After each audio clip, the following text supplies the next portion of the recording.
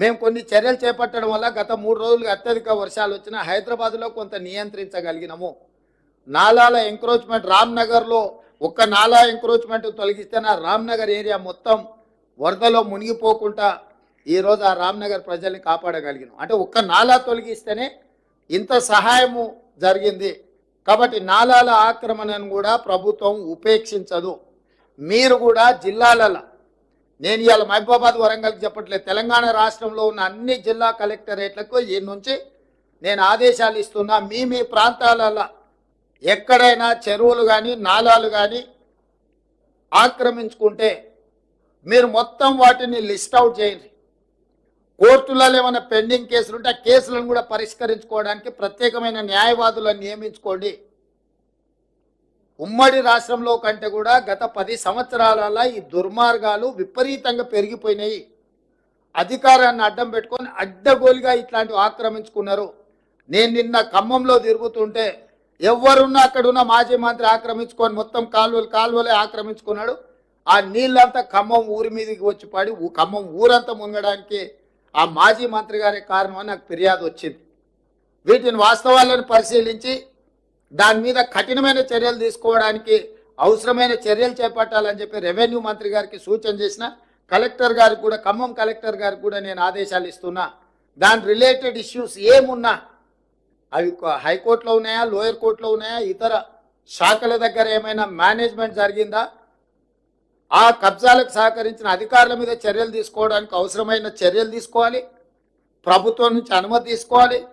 కోర్టులలో ఏమైనా కేసులు పెండింగ్ ఉంటే వాటి మీద కూడా స్పష్టమైన నిర్ణయం తీసుకోవాలి. ఎందుకంటే ఇంకా ఉపేక్షిస్తే ఇంకా అది మనల్ని కబలిస్తుంది. ఇవాళ జరుగుతున్న పరిణామాలు, పేదోళ్ళ ప్రాణాలు, ఆస్తుల నష్టం పోయిన తర్వాత కూడా ఇంకా ప్రభుత్వం మీనమేషాలు లెక్క పెట్టుకుంటూ కూర్చుంటే ఇది మంచిది కాదు. కాబట్టి నేను స్పష్టంగా మీడియా మిత్రుల ద్వారా తెలంగాణ రాష్ట్రంలో ఉండే అందరు అధికారులకు నేను ఆదేశాలు ఇస్తున్నా. ముఖ్యంగా చెరువులను ఆక్రమించుకున్న ఎంతటి వారున్నా తొలగించాల్సిందే. దీనికి మొదట నివేదికలు తయారు చేయండి. హడావిడి చేయడం వల్ల ప్రయోజనం లేదు. పకడ్బందీగా నివేదికలు తయారు చేసి ఆక్రమణలు గుర్తించి అవసరమైతే కోర్టు నుంచి అనుమతి తీసుకుందాం. ఈ ఆక్రమణలు తొలగించడానికి విధి విధానాలు పాటించుకుంటూనే పక్కాగా చర్యలు తీసుకుందాము. ప్రభుత్వం ఇది ఒక ప్రత్యేక కార్యాచరణ కింద తీసుకుంటుంది. ఈ ప్రభుత్వం ప్రాధాన్యతతో కూడుకున్న పనులలో చెరువుల యొక్క ఆక్రమణలను, నాలాల ఆక్రమణలను తొలగించేది చాలా అత్యంత ప్రాధాన్యతతో కూడిన కార్యక్రమంగా తీసుకుంటాం. మేము రకరకాలుగా స్పందిస్తున్నారు నాయకులు. కొంతమంది ఈయననే ఇప్పుడే ముఖ్యమంత్రి అయినా, ఇప్పుడే వచ్చిండా అని. అవును ఆయన, నేను ఇప్పుడే ముఖ్యమంత్రి అయినా, ఇప్పుడే అధికారం వచ్చింది, అధికారం పేద ప్రజలకు ఉపయోగిస్తున్నాను. నేను ఇన్నాళ్ళు మీ చేతుల అధికారం ఉండి మీరు ఆ ప్రభుత్వంలో మీరు మంత్రిగా పనిచేసారు. మీరు ఆక్రమించుకుంటుంటే కళ్ళు మూసుకొని ఉన్నారు. ఇప్పుడు నేను కనీసం చేయాలనే ప్రయత్నం చేస్తున్న కొంతమంది నాయకులు మాట్లాడుతున్నారు.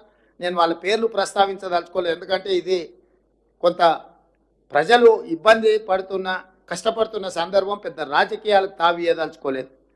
ఇక రెండవది, అమెరికాలో జల్సాలలో మునిగి తేలుతున్నాయని కూడా ట్విట్టర్లో మా ప్రభుత్వాల మీద, మంత్రుల మీద దాడి చేస్తున్నాడు. నిజంగానే నీకు కన్సర్న్ ఉంటే 4 రోజుల నుంచి ప్రతిపక్ష నాయకుడు ఒక పలుకు కూడా పలకలే, బయట కూడా కనిపిస్తలేడు. ఆయన ఎక్కడున్నాడో తెలియదు. ఆయన పుత్రుడు అమెరికాలో జల్సాలు చేసుకుంటూ ఆయన ప్రభుత్వం మీద బురద జల్లే ప్రయత్నం చేస్తుడు. 4 రోజుల తర్వాత మేము ప్రశ్నిస్తే ఇవాళ ఒక ఆయన బయలుదేరాడు, సూర్యాపేట పోయినట్ట, ఆ నుంచి ఖమ్మం పోయినట్ట.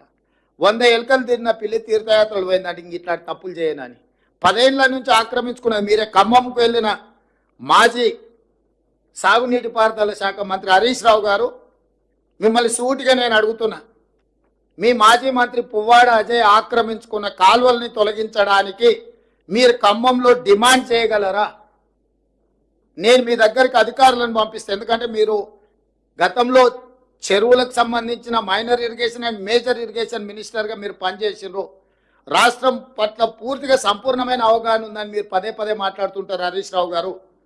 పువ్వాడ అజయ్ ఆక్రమించుకున్న కాలువలను తొలగించడానికి మీరు చిత్తశుద్ధితోని మీరు సహకరిస్తారా? ఈ ఒక్క ప్రశ్నకు సమాధానం చెప్పిన తర్వాత ఇక ప్రభుత్వం ఈ వర్షంలో బాధ్యతాయుతంగా వ్యవహరించిందా, వ్యవహరించలేదా ప్రజలు తెలుస్తారు.